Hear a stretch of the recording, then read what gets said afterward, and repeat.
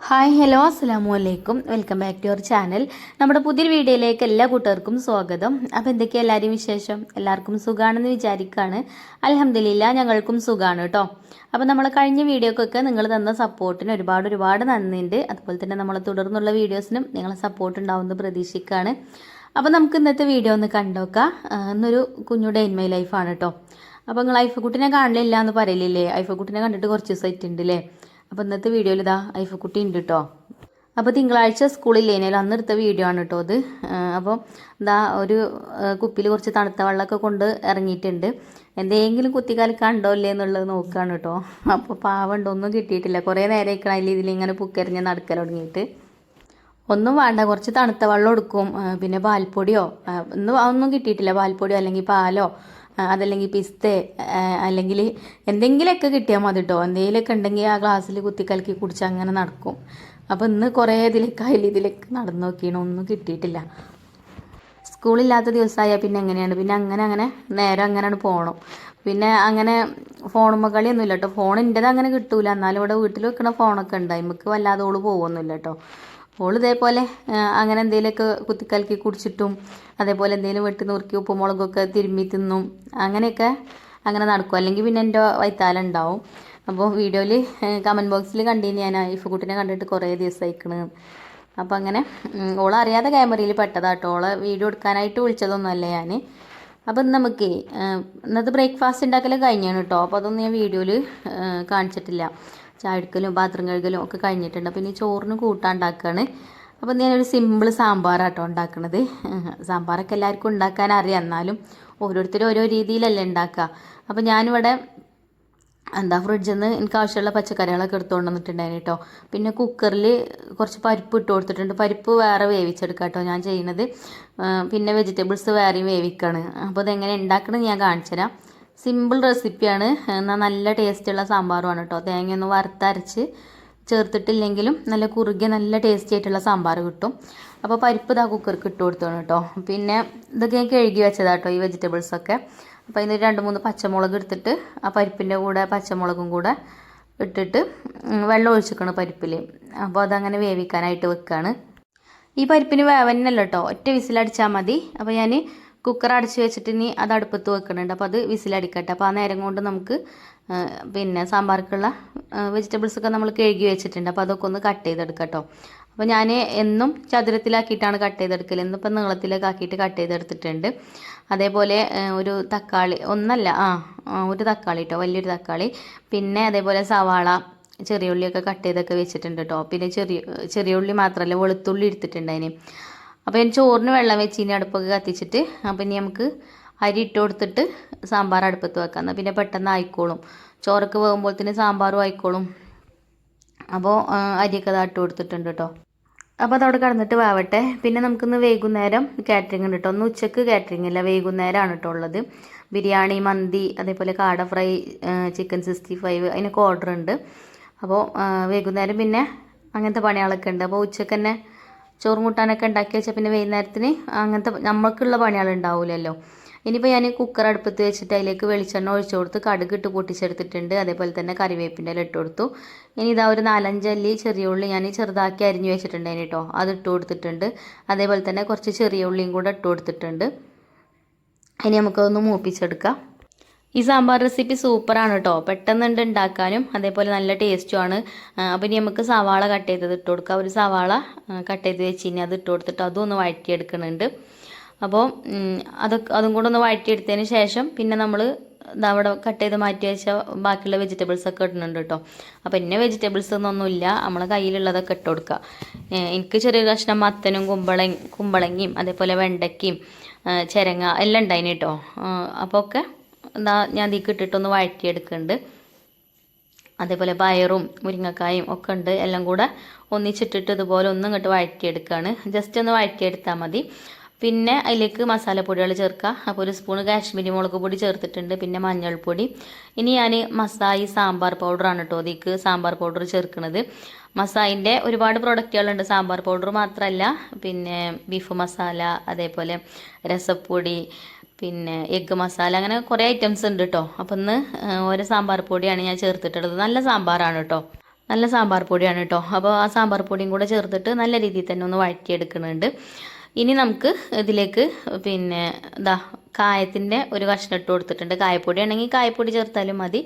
എൻ്റെ അടുത്ത് ആ കട്ടക്കായ ഇനി ഉണ്ടായിരുന്നത്, അപ്പോൾ അതിൻ്റെ ഒരു കഷ്ണം ഞാൻ ചേർത്തിട്ടുണ്ട്. പിന്നെ ആവശ്യത്തിന് ഉപ്പ് ഇട്ട് കൊടുത്ത് ഒന്നും കൂടെ ഒന്ന് മിക്സ് ചെയ്തെടുത്തിട്ടുണ്ട്. ഇനിയിപ്പോൾ നമ്മൾ വേവിച്ച് വെച്ച പരിപ്പുണ്ടല്ലോ, ആ പരിപ്പ് നമുക്ക് ഇതിലേക്ക് ചേർക്കട്ടോ. ഒരു വിസിലടിച്ചിട്ട് ഞാൻ ഓഫ് ചെയ്ത് വെച്ചിട്ടുണ്ടായിന്.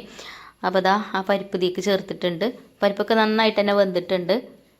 ഇനി പച്ചക്കറികളൊക്കെ ഒന്ന് വെന്ത് കിട്ടണ്ടേ, അപ്പോൾ കുറച്ചും കൂടെ വെള്ളം ഒഴിച്ച് കൊടുക്കാം കേട്ടോ. ആ കുക്കറിൽ തന്നെ കുറച്ച് വെള്ളം കുക്കറൊന്ന് ചുഴറ്റിയിട്ട് കുറച്ച് വെള്ളം ഇതിലേക്ക് ഒഴിച്ച് കൊടുത്തിട്ടുണ്ട്. ഇനിയിപ്പോൾ നമുക്ക് ഇതിലേക്ക് ചേർക്കാനുള്ളത് പുളിവെള്ളമാണ്. അപ്പോൾ വാളംപുളിയൊക്കെ പിഴിഞ്ഞ് വെള്ളമൊക്കെ എടുത്ത് വെച്ചിട്ടുണ്ടായിരുന്നു. അപ്പോൾ ആ ഒരു പുളി പിഴിഞ്ഞ വെള്ളം ഇതിലേക്ക് ഒഴിച്ച് കൊടുത്തിട്ടുണ്ട്. 2 പ്രാവശ്യം പുളി പിഴിഞ്ഞാണ്ട് ആ വെള്ളം ഒഴിച്ച് കൊടുത്തിട്ടോ. ഇനി ഇതുപോലെ ഇളക്കി കൊടുത്തിട്ട് കുക്കർ അടച്ച് വെച്ചിട്ട് ഒറ്റ വിസിലിട്ടോ. ഒരൊറ്റ വിസിലിൽ തന്നെ നമുക്ക് ഓഫാക്കാം.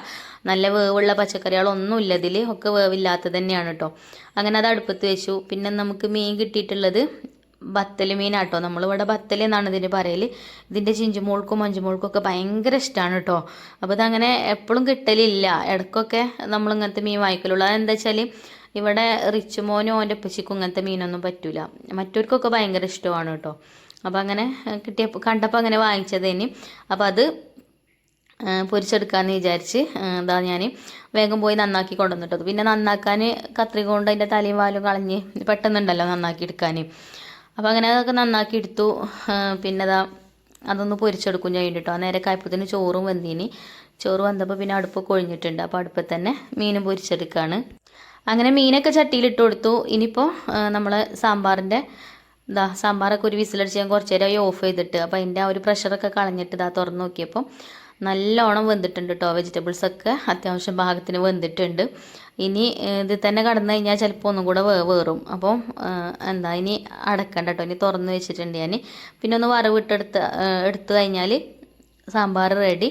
അപ്പോൾ വറവിട്ടെടുക്കണം എന്നില്ല, നമ്മൾ വെളിച്ചെണ്ണയിൽ കടുകല്ല ഉള്ളിയൊക്കെ തൂമിച്ചാണ്ടല്ലേ ഇത് ഉണ്ടാക്കിയത്. എന്നാലും ഒരു കടുക് വറുത്ത ആ ഒരു ടേസ്റ്റ് കിട്ടണ്ടേ. അപ്പോൾ കുറച്ച് വെളിച്ചെണ്ണ ഒഴിച്ചിട്ട് കടുകും പൊട്ടിച്ച് പിന്നെ കറിവേപ്പിൻ്റെ ഇലയും വറ്റൽമുളകും പിന്നെ കുറച്ച് മല്ലിയില കട്ട് ചെയ്തതും ആ എണ്ണയ്ക്ക് ഇട്ടിട്ടൊന്ന് മൂപ്പിച്ചേണ്ട കേട്ടോ ഇതിലേക്ക് ഒഴിച്ചു കൊടുത്തത്. അപ്പോൾ നമ്മളെ സാമ്പാർ റെഡിയായി. നല്ല ടേസ്റ്റുള്ള സാമ്പാറാണ്. പിന്നെ നമ്മളെ വത്തൽ മീൻ പൊരിക്കാൻ വെച്ചിരുന്നല്ലോ, അതും ആയിട്ടുണ്ട്. അപ്പോൾ ഇന്നത്തെ ചോറിനുള്ള കൂട്ടാൻ ഇതൊക്കെ തന്നെയാണ് കേട്ടോ. അപ്പോൾ നമ്മളങ്ങനത്തെ ഡെയിലി വീഡിയോസ് കാണുന്നതാണ് ചില കൂട്ടുകാർക്ക് ഇഷ്ടം, ചില കൂട്ടുകാർക്ക് കാറ്ററിംഗ് വീഡിയോസ് കാണുന്നതാണ് ഇഷ്ടം. അപ്പോൾ എപ്പോഴും ഇങ്ങനെ കാറ്ററിംഗ് വീഡിയോസ് തന്നെ കാണിക്കുമ്പോൾ നിങ്ങൾക്കും ബോറടി ആയിക്കാരം. അപ്പോൾ ഇന്ന് ഞാൻ ചോറും കൂട്ടാനൊക്കെ ഉണ്ടാക്കുന്നത് കാണിച്ചത് അതാണ് കേട്ടോ. കുറേ ദിവസമായിക്കണം ഇപ്പോൾ ശരിക്കും ഇങ്ങനെ ഇതേപോലെ സാമ്പാറും ചോറൊക്കെ കഴിച്ചിട്ട്. അപ്പോൾ ഇന്ന് നല്ല ടേസ്റ്റുള്ള സാമ്പാറായിന് കേട്ടോ. എനിക്കും നല്ലോണം ഇഷ്ടമായിട്ടുണ്ടായിന്. കുറേ ദിവസം കഴിയുമ്പോൾ അങ്ങനെയാണ് സാമ്പാർ കഴിക്കാനൊക്കെ ഒരു പൂതിയാണ്. അങ്ങനെ ചോറൊക്കെ തിന്നു കേട്ടോ. പിന്നെ നമുക്ക് ഞാൻ പറഞ്ഞല്ലോ ഒന്ന് ഓർഡർ ഉണ്ടെന്നുള്ളത്. അപ്പോൾ ഒന്ന് ബിരിയാണിക്ക് കൊടുക്കാൻ അച്ചാറില്ലേനും, അപ്പോൾ ഞാൻ അച്ചാറിടാമെന്ന് വിചാരിച്ചിട്ടോ. പിന്നെ ഈ അച്ചാറിടുന്ന റെസിപ്പിയൊക്കെ ഞാൻ ഒരുപാട് കാണിച്ചതാണ്, അതുകൊണ്ട് പിന്നെ അതൊന്നും ഞാൻ കാണിച്ചിട്ടില്ല. ഈത്തപ്പഴമൊക്കെ കഴുകി വെച്ച് അത് അച്ചാറിട്ട്, അതേപോലെ ബീഫ് ബിരിയാണിക്കാണ് പിന്നെ ഓർഡർ ഉണ്ടായിരുന്നത്. അപ്പോൾ ബീഫ് ബിരിയാണിക്കുള്ള മസാലയൊക്കെ സെറ്റാക്കി വെച്ച്, പിന്നെ ബീഫ് ബിരിയാണിയാണ് ആദ്യം ദമ്മിലിടുന്നത് കേട്ടോ. ഇത് നമ്മളെ ഈത്തപ്പഴ അച്ചാറാണ്. അപ്പോൾ അങ്ങനെ ഒന്ന് കുറുകി വരാനുണ്ട്. അപ്പോൾ കുറച്ച് നേരം കൂടെ ഒന്ന് അടുപ്പത്ത് വെച്ചതാണ്. അപ്പോൾ അതൊക്കെ കഴിഞ്ഞിട്ടാണ് കേട്ടോ ഞാൻ പിന്നെ കുളിക്കാനൊക്കെ പോയത്. കുളി നിസ്കാരമൊക്കെ കഴിഞ്ഞ് വന്ന് ഇനിയിപ്പോൾ അയച്ചങ്ങന്ന് നമുക്ക് ജോലിക്കായി. പിന്നെ ഞാൻ പറഞ്ഞല്ലോ ഓർഡർ ഉണ്ടെന്നുള്ളത്. അപ്പോൾ ഇനി ചിക്കനൊന്നും കിട്ടിയിട്ടില്ല. ഇനി ചിക്കനും കാടയും കിട്ടാണ്ടേന് കേട്ടോ. ബീഫ് രാവിലെ കൊണ്ടുവന്നിട്ടുണ്ടായിന്. അപ്പോൾ ചിക്കൻ 65ഉം അതേപോലെ കാട ഫ്രൈയും ഒക്കെയാണ് കേട്ടോ. അപ്പോൾ ഇതിൽ നല്ലോണം തൂവലുണ്ട് കേട്ടോ. ഞാൻ അപ്പോൾ അതാ ബാബുവിനോട് പറയണത്, എന്നും ചിക്കൻ കൊണ്ടുവരുമ്പം അത്രയ്ക്ക് അങ്ങോട്ട് തൂവലുണ്ടാവലില്ല, ഇന്ന് ആരാ ചിക്കൻ വെട്ടിയത് ചോദിക്കട്ടോ ഞാൻ. അപ്പോൾ കാടയിലും അതേപോലെ തന്നെ നല്ലോണം തൂവലുണ്ട്.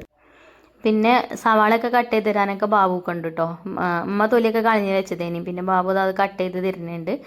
അപ്പോൾ ഓക്കെ ഞാൻ കഴുകി വെക്കാണ് കേട്ടോ. പിന്നെ ഞാൻ പുറത്തൊക്കെ കൊണ്ടുപോയിട്ടില്ല, പുറത്തിപ്പോൾ ഒരു വൃത്തിയില്ലാത്ത പോലെയാണ്. ഞാൻ ഈ ചാക്കൊക്കെ വിരിച്ചിട്ടുണ്ടായിന് പൈപ്പിൻ്റെ ചോട്ടിൽ, അതൊക്കെ ഈ മഴ പെയ്തിട്ടേ മണ്ണ് തെറിച്ചിട്ട് ആകെ വൃത്തിയായിട്ട് വെക്കണം. അപ്പോൾ അവിടെ കൊണ്ടുപോയി കഴുകണക്കാട്ട് നല്ല സിങ്കിൽ വെച്ച് കഴുകുക തന്നെയാണ്. അപ്പോൾ അങ്ങനെ ചിക്കനൊക്കെ കഴുകി വെച്ച് അതിൻ്റെ വെള്ളമൊക്കെ ചോർന്നതിന് ശേഷം മന്തിക്കുള്ള മസാല റെഡിയാക്കി വെച്ചു. പിന്നെ കാട കഴുകി വെച്ചു, അതും വെള്ളമൊക്കെ ചോർന്നതിന് ശേഷം അതിലേക്കുള്ള മസാലയും തേച്ച് വെച്ചു. പിന്നെ നമുക്ക് ചിക്കൻ 65-നുള്ള ഓർഡർ ഉണ്ടായിരുന്നത്. അപ്പോൾ അതും അതേപോലെ തന്നെ മസാലയൊക്കെ തേച്ച് വെച്ചിട്ടുണ്ട് കേട്ടോ. ഒക്കെ കഴുകി വെള്ളമൊക്കെ ചോർന്നതിന് ശേഷം. പിന്നെ ഇതിൻ്റെയൊക്കെ റെസിപ്പി നമ്മളെ സെക്കൻഡ് ചാനലിൽ ഉണ്ടാവും കേട്ടോ. നിങ്ങൾക്ക് ആർക്കെങ്കിലും ആവശ്യം ഉണ്ടെങ്കിൽ ഒന്ന് കണ്ടു നോക്കുകൊണ്ട്. അപ്പോൾ ഇവിടെ ഒരടുപ്പത്ത് മന്തിൻ്റെ റൈസ് തിളപ്പിച്ചുറ്റാൻ വേണ്ടിയിട്ട് വെള്ളം വെച്ചിട്ടുണ്ട്. അപ്പുറത്തെ അടുപ്പത്ത് ബിരിയാണി ദമ്മിടാനുള്ള വെള്ളവും വെച്ചിട്ടുണ്ട് കേട്ടോ. അപ്പോൾ മസാലയൊക്കെ ഞാൻ റെഡിയാക്കിയിട്ടാണ് പിന്നെ കുളിക്കാനൊക്കെ പോയിട്ടുണ്ടായിരുന്നത്. അപ്പോൾ അത് ഒന്ന് ചൂടാക്കി എടുത്തിട്ടുണ്ട് കേട്ടോ. നമ്മൾ ദം ചെയ്തെടുക്കുന്ന സമയത്ത് മസാല നല്ല ചൂട് വേണം. അല്ലെങ്കിൽ എന്താ അറിയോ, ശരിക്കും കണ്ട് ദമ്മ് കയറൂല. ചെമ്പ് ചൂടാറി കഴിഞ്ഞാൽ, മസാലയൊക്കെ ചൂടാറി കഴിഞ്ഞാൽ കേട്ടോ. അപ്പോൾ ഒന്ന് ചൂടാക്കിയിട്ടാണ് പിന്നെ ഞാൻ ആ ചെമ്പ് ഇട്ട് കൊടുത്തത്. അതേപോലെ മന്തി ഇനി ദം ചെയ്തെടുക്കാനുള്ള പാത്രത്തേക്കൊക്കെ ആക്കി വെക്കുന്നുണ്ട് കേട്ടോ. അപ്പോൾ നമ്മൾ ഗ്യാസ്മേൽ വേവിച്ചതാണ് ചിക്കനൊക്കെ. മന്തിൻ്റെ റെസിപ്പി നമ്മൾ ഒരുപാട് ചെയ്തതാണ്. ഇനിയിപ്പോൾ അതുകൊണ്ട് ഞാൻ ഡീറ്റെയിൽ ആയിട്ടൊന്നും കാണിക്കണില്ല കേട്ടോ. അങ്ങനെ ബീഫ് ബിരിയാണി ദമ്മിലായി. അതേപോലെ മന്തി റൈസും ദമ്മിലാവാനായിട്ടുണ്ട്. അതും ആയിട്ടുണ്ട് കേട്ടോ. പിന്നെ ചിലപ്പോൾ വീഡിയോയിൽ നിങ്ങൾ കാണുമ്പോൾ പറയും ചിക്കൻ കുറവാണെന്ന്. ഇത് 2 കിലോ റൈസും 2 കിലോ ചിക്കനുമാണ് കേട്ടോ. നമ്മൾ ആ കറക്റ്റ് അളവിന് തന്നെയാണ് വാങ്ങിക്കാറ്. പക്ഷേ അത് കാണുമ്പോൾ നിങ്ങൾക്ക് തോന്നുകയാണ് ഉണ്ടാവില്ല എന്നുള്ളത്. അപ്പോൾ നമ്മളെ കസ്റ്റമേഴ്സ് പറയുന്നതിനനുസരിച്ചല്ലേ നമുക്ക് സാധനങ്ങളൊക്കെ വാങ്ങിക്കാൻ പറ്റുള്ളൂ. ഞാൻ ചില ആൾക്കാർ പറയലുണ്ട് കേട്ടോ എന്നോട്, ഇപ്പോൾ 2 കിലോ ബീഫ് ബിരിയാണി വെക്കുകയാണെങ്കിൽ ബിരിയാണീൻ്റെ റൈസ് 2 കിലോനും അതേപോലെ ബീഫ് 1 കിലോനും കൂടി അധികം എടുത്തോണ്ടി എന്ന് പറയുമ്പോൾ നമ്മൾ അധികം എടുത്തു കൊടുക്കും. അല്ലാതെ പറയാത്തവർക്ക് പിന്നെ അങ്ങനെ തന്നെ നമ്മൾ വാങ്ങുള്ളൂ കേട്ടോ. 2 കിലോ ബിരിയാണി എന്ന് പറയുകയാണെങ്കിൽ 2 കിലോ ബീഫും 2 കിലോ റൈസും അങ്ങനെ തന്നെയാണ് കേട്ടോ എടുക്കാറ്. അളവിലും തൂക്കത്തിലൊന്നും വ്യത്യാസം ഉണ്ടാവില്ല കേട്ടോ. നമ്മളിപ്പോൾ ഇങ്ങനെ വീട്ടിൽ നിന്ന് ഫുഡ് ഉണ്ടാക്കുന്നുണ്ടെങ്കിലും അതിനൊന്ന് ടേസ്റ്റ് ചെയ്യാനും കൂടെ നമ്മളെ അടുത്തുണ്ടാകുമ്പോൾ മക്കൾ ചോദിക്കൂല, ഞാൻ കൊടുക്കൂല കേട്ടോ. അപ്പോൾ നമുക്ക് വേണ്ടത് നമ്മൾ വേറെ ഉണ്ടാക്കും, അങ്ങനെയാണ്. അല്ലാതെ നമ്മൾ ഉണ്ടാക്കണേന്ന് ഇപ്പോൾ ഞാൻ ഇതേപോലെ ഒരു കമൻറ്റ് കണ്ട് നിങ്ങൾക്കൊക്കെ ഫ്രീ ആയിട്ട് കഴിക്കാമല്ലേ. പക്ഷേ നമുക്കങ്ങനെ ഫ്രീ ആയിട്ട് കഴിക്കാൻ പറ്റിയത് നമ്മൾ പുറത്തേക്ക് ഉണ്ടാക്കി കൊടുക്കല്ലേ. ഓരോ പൈസ കൊടുത്ത് വാങ്ങിക്കുമ്പോൾ ഓല തന്നെ നമ്മളൊരു പീസ് പോലും എടുക്കൂല കേട്ടോ. നമ്മളെ ആവശ്യത്തിന് നമ്മൾ വേറെ ഉണ്ടാക്കുകയാണ് ചെയ്യാറ്. അല്ലാതെ നമ്മൾ പുറത്തേക്ക് ഉണ്ടാക്കി കൊടുക്കണേന്ന് നമ്മൾ എടുക്കുകയൊന്നുമില്ല കേട്ടോ. ഇതിപ്പോൾ 8 കാടയാണ് കേട്ടോ വാങ്ങിച്ചിട്ടുണ്ടായിരുന്നത്. അപ്പോൾ 16 പീസ് ഉണ്ടാവും. ആ 16 പീസും നമ്മൾ അവർക്ക് കൊടുക്കും. നമുക്ക് വേണമെങ്കിൽ നമ്മൾ പിന്നെ വേറെ വാങ്ങിക്കാമെന്നല്ലാതെ. അതേപോലെ ചിക്കനൊക്കെ വാങ്ങിക്കുമ്പോൾ ചിക്കൻ ഇപ്പോൾ 2 കിലോ ചിക്കനാണ് ബിരിയാണിക്ക് എടുക്കേണ്ടതെന്നുണ്ടെങ്കിൽ അതിൽ ചിലപ്പം തൂക്കത്തിൽ അധികം ഉണ്ടാവണത് വേറെ കവറിലിട്ടിട്ട് അവർ തരും. അപ്പോൾ ആ ഒരു കവർ നമ്മൾ മാറ്റി വെക്കും.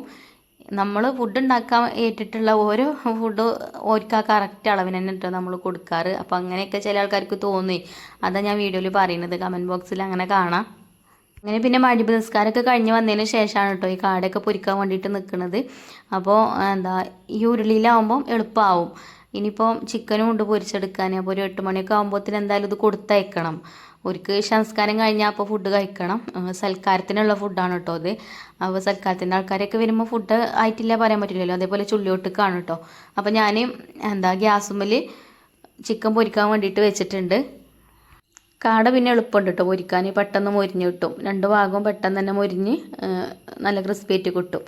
അപ്പോൾ അതിൻ്റെ റെസിപ്പി വേണമെങ്കിൽ ഞാൻ നേരത്തെ പറഞ്ഞു തോന്നുന്നുണ്ടല്ലേ, നമ്മൾ സെക്കൻഡ് ചാനലിൽ ഇട്ടിക്കണം കേട്ടോ ഞാൻ. അങ്ങനെ കാട ഫ്രൈ ഫസ്റ്റ് ട്രിപ്പ് ആയിട്ടുണ്ട്. പിന്നെ സെക്കൻഡ് ട്രിപ്പ് ഇട്ട് കൊടുത്തു. അതും അതേപോലെ തന്നെ പെട്ടെന്ന് തന്നെ ഫ്രൈ ആയി കിട്ടിയിട്ടുണ്ടായിന്. പിന്നെ ചിക്കനാണ് കേട്ടോ പൊരിച്ചെടുക്കുന്നത്. അപ്പോൾ ഞാൻ വീഡിയോ എടുക്കലും ഫുഡ് ഉണ്ടാക്കലും ഒക്കെ കൂടെ ആകുമ്പോൾ ചിലപ്പോൾ അങ്ങോട്ട് ടൈം വൈകുകയെ. അപ്പോൾ അതുകൊണ്ട് ഞാൻ വല്ലാതെ വീഡിയോ എടുക്കാനൊന്നും നിന്നിട്ടില്ലേന്. പിന്നെ കുട്ടികളെ കൊണ്ട് എടുപ്പിച്ച വീഡിയോ ആണിത്. അതാ ഞാൻ പറഞ്ഞത്, ഞാൻ ചിലപ്പോൾ പറയലുണ്ടല്ലോ മക്കളെ കൊണ്ട് ഞാൻ വീഡിയോ എടുപ്പിക്കലില്ല എന്നുള്ളത്. ഓരെടുക്കണ വീഡിയോ ഞാൻ എടുക്കണ പോലെ ആവില്ല. എന്നാലും ഓലെ കൊണ്ട് കഴിയുന്നതൊക്കെ ഓലും ഹെൽപ്പ് ചെയ്ത് തരും കേട്ടോ. അപ്പോൾ കാട ഫ്രൈ റെഡിയായി. അപ്പോൾ അതപ്പോൾ തന്നെ അലുമിനിയം ഫോയിൽ പേപ്പർ വെച്ചാണ്ട് ഒന്ന് അടച്ച് വെക്കണുണ്ട് കേട്ടോ. ഒന്ന് ചൂടാറാതെ ചൂടോട് കൂടിയിട്ട് തന്നെ ഒരു കഴിക്കാമല്ലോ.